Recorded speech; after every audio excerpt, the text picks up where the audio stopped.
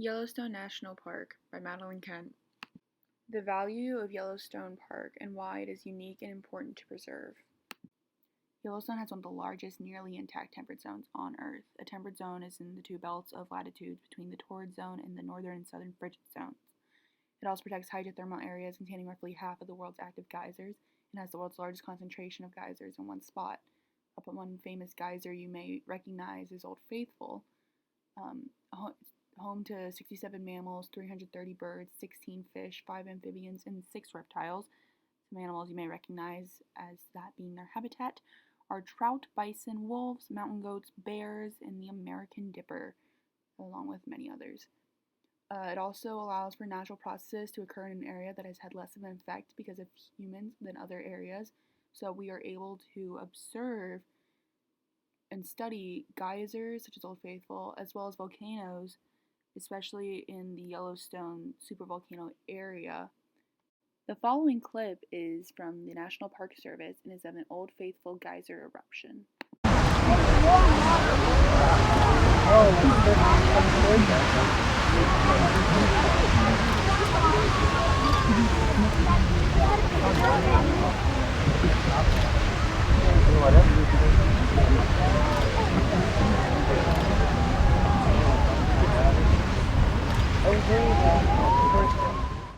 Human interaction, how humans have used Yellowstone throughout history.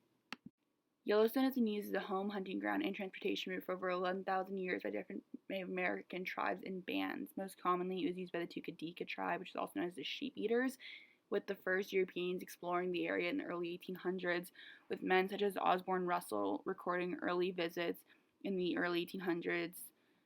Russell was a politician and mountain man who was very influential during this period. It was established as the world's first national park in 1872 under the Grant administration, with the first railroad being built in 1883, and this railroad allowed for Americans to visit the park in a more easy and safe way all year round. Automobiles were first allowed in the park in 1915, which is more economical than using the train and increased visitor access even more. And the National Park Service was created in 1916.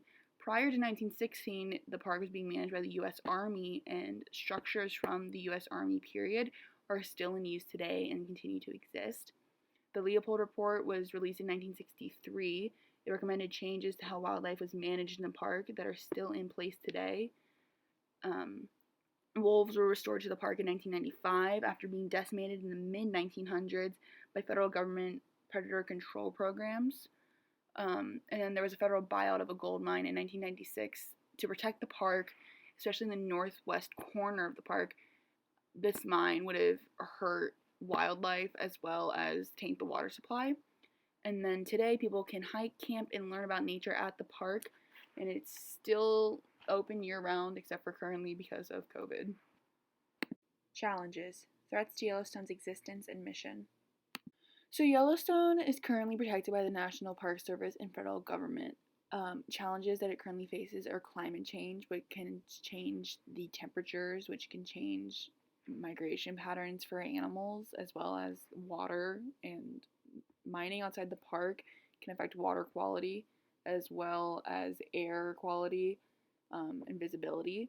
There's threats to bison and cutthroat trout because of those issues, as well as fisheries impacts, which is littering, also contributing to climate change, also contributing to visibility issues, people also attacking or harassing or provoking animals. There's road impacts due to cars, trains, bikes, and water quality issues are also coming from mines and people dumping things in the water, which can affect the trout. Solutions: how to address and alleviate these threats to Yellowstone.